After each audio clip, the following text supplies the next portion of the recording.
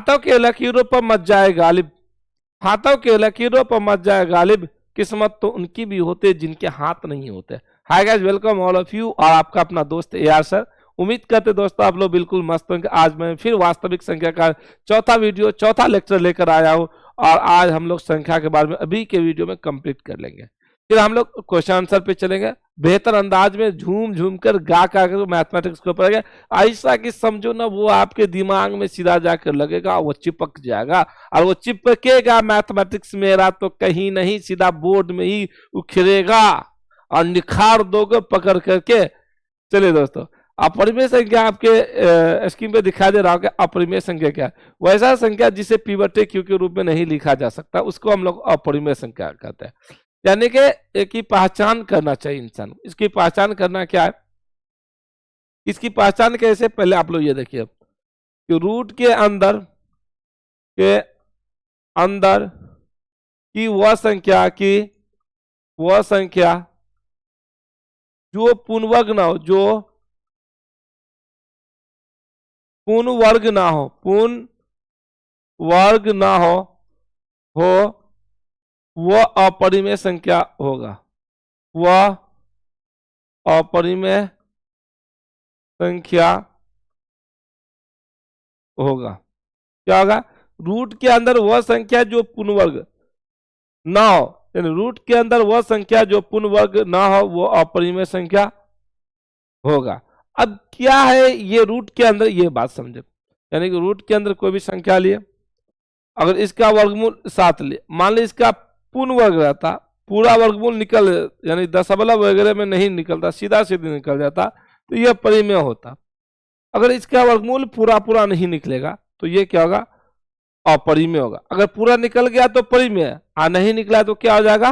अपरिमेय। नहीं निकला तो क्या हो जाएगा? अपरिमेय। निकल गया तो परिमेय। तो रूट 7 का नहीं निकलेगा, रूट 13 ले लीजिए, रूट 8 ले लीजिए, 2√3 ले लीजिए। ये सब क्या? अपरिमेय संख्या। ये सब क्या बाबू? अपरिमेय संख्या। इसका पूरा वर्गमूल नहीं निकलेगा, इसीलिए अपरिमेय संख्या।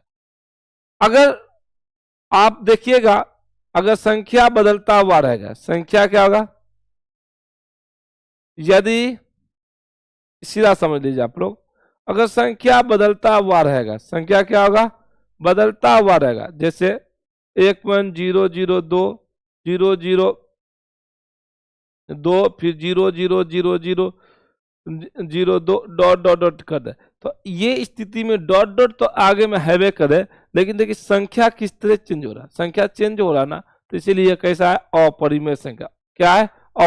यानी संख्या भी बदल रहा है और आगे की ओर अनाप शनाप बढ़ रहा है, डॉट लगाओ, तो ये क्या? अपरिमेय संख्या। क्या है बाबू? अपरिमेय संख्या। चलिए आगे देखते हैं हम लोग। कहता है कि परिमेय संख्या और अपरिमेय संख्या गुणनफल हमेशा क्या था? अपरिमेय संख्या। परिमेय संख्या और अपरिमेय संख्या गुणनफल, परिमेय संख्या और अपरिमेय संख्या का गुणनफल हमेशा क्या होता? अपरिमेय संख्या। गुणनफल का मतलब क्या होता है? गुना। गुणनफल का मतलब क्या होता है? गुना। गुणनफल का मतलब क्या होता है दोस्तों? गुना। यानी परिमेय संख्या और अपरिमेय संख्या को जब गुना करेंगे, परिमेय संख्या और अपरिमेय संख्या को जब गुना करेंगे, तो उसका जो गुणनफल आएगा ना, उसका जो क्या आएगा? गुणनफल आएगा, वो क्या होगा? हमेशा अपरिमेय संख्या। क्या होगा बाबू? अपरिमेय संख्या होगा। जैसे देख लिया जाए आप एग्जाम्पल, जैसे मान लिया जाए कि ये √5 ले लिया जाए, गुना और √3 ले लिया जाए। √5 जो है एक परिमेय संख्या है, और √3 जो क्या? अपरिमेय संख्या है। जब गुना करेंगे तो क्या होगा? 5 रूट कितना होगा? 3 हो जाएगा। और ये क्या? अपरिमेय संख्या, क्योंकि यह पूर्णवर्ग नहीं है। तो परिमेय संख्या और अपरिमेय संख्या को जब गुना करेंगे ना, परिमेय और अपरिमेय को जब गुना करेंगे ना, तो उसका जो गुणनफल होगा वो अपरिमेय संख्या होगा। क्या हो जाएगा? अपरिमेय संख्या। उसका जो गुणनफल होगा बाबू, वो क्या हो जाएगा? अपरिमेय संख्या हो जाएगा। ठीक। परिमेय संख्या और अपरिमेय संख्या को जब हम लोग गुना करेंगे तो वो क्या हो जाएगा? जब परिमेय संख्या और अपरिमेय संख्या को जब गुना करेंगे, उसका गुणनफल जो प्राप्त होगा वो क्या होता? अपरिमेय संख्या होता है। ठीक है, आइए। कहता परिमेय संख्या और अपरिमेय संख्या का योगफल, यानी परिमेय संख्या और अपरिमेय संख्या को जोड़ोगे तो उसका जो योगफल आएगा वो हमेशा अपरिमेय संख्या का। परिमेय संख्या और अपरिमेय संख्या को जोड़ोगे तो हमेशा क्या होगा, उसका योग क्या हो जाएगा, परिमेय संख्या और अपरिमेय संख्या को जब जोड़ोगे तो उसका योग क्या हो जाएगा, हमेशा अपरिमेय संख्या हो जाएगा। जैसे मान लीजिए √4, ठीक है, और रूट मान लीजिए कि 3, ठीक है, तो 4 का वर्गमूल तो 2 हो जाएगा प्लस √3 हो जाएगा। दोनों अलग अलग जाति का हो गया, ये क्या होगा, अपरिमेय संख्या, ये क्या हो गया, अपरिमेय संख्या। इसी तरह अंतर भी होता, अपरिमेय भी ही होता, अंतर भी क्या होता, अपरिमेय होता। चलिए, कहता वास्तविक संख्या क्या है। परिमेय संख्या और अपरिमेय संख्या, परिमेय संख्या और अपरिमेय संख्या को जब हम मिला देते हैं तो एक संख्या का नया परिवार बनता, उसी को हम लोग वास्तविक संख्या कहते हैं। मान लिया जाए कि 2 प्लस √5 ले लिया जाए, तो ये तो अपरिमेय, ये तो परिमेय, जब ये दोनों को मिला दिए एक परिवार बना, तो ये कौन संख्या हो गया बाबू, वास्तविक संख्या। क्या हो गया, वास्तविक संख्या। परिमेय संख्या और अपरिमेय संख्या को जब हम मिला देते हैं, परिमेय संख्या और अपरिमेय संख्या को जब हम एक साथ मिला देते हैं तो वो क्या बन जाता, वास्तविक संख्या। क्या बन जाता बाबू, वास्तविक संख्या। यहाँ लिखा गया है सभी अपरिमेय संख्या वास्तविक संख्या। जितना भी अपरिमेय संख्या सब क्या है, वास्तविक संख्या। जितना भी अपरिमेय संख्या सब क्या है, वास्तविक संख्या। जितना भी परिमेय संख्या सब क्या, वास्तविक। परिमेय भी वास्तविक है, अपरिमेय भी वास्तविक। लेकिन आपसे क्वेश्चन को पूछ ले, क्या सभी वास्तविक संख्या परिमेय संख्या है, तो बिल्कुल नहीं, बिल्कुल नहीं। तो परिमेय और अपरिमेय संख्या, परिमेय संख्या और अपरिमेय संख्या को जब हम मिलाते तो संख्या का परिवार बनता है। तो परिमेय संख्या और अपरिमेय, जितना भी परिमेय संख्या सब वास्तविक संख्या, जितना भी अपरिमेय संख्या सब क्या है, वास्तविक संख्या है। ठीक, लेकिन सभी वास्तविक संख्या परिमेय संख्या नहीं, सभी वास्तविक संख्या क्या परिमेय संख्या नहीं है, बिल्कुल। चलिए अब हम लोग बात करते हैं कुछ कुछ फॉर्मूला पर। एक फॉर्मूला होता है दो संख्याओं का गुणनफल, दो संख्याओं का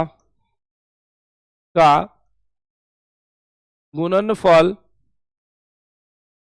बराबर होता है HCF और गुना क्या होता है LCM।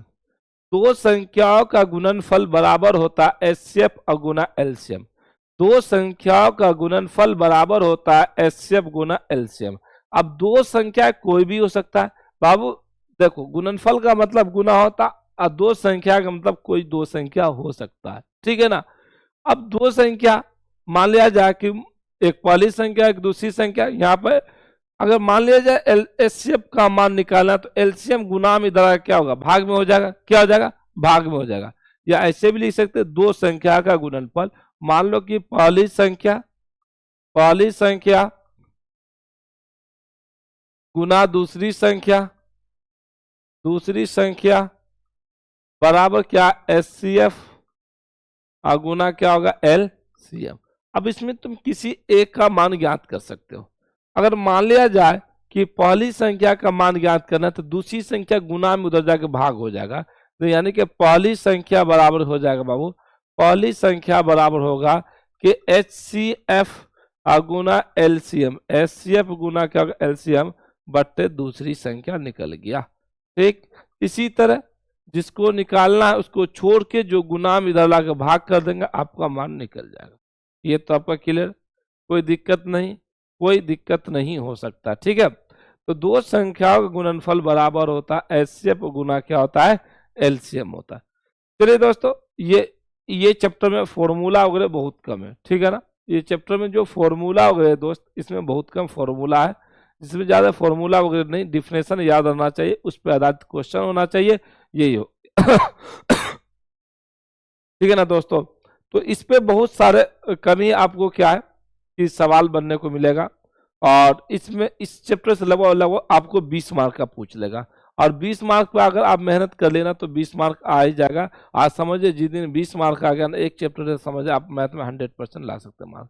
इसलिए दोस्तों आप लोग कोशिश करें कि पहला चैप्टर को बेहतर से पढ़े, और इसमें जब हम क्वेश्चन करवाएंगे तो अनेक टाइप का क्वेश्चन, जितना टाइप बिहार बोर्ड पूछता है सब क्वेश्चन बनाएंगे। फिर ठीक है दोस्तों, मिलते हैं, best of luck next video में।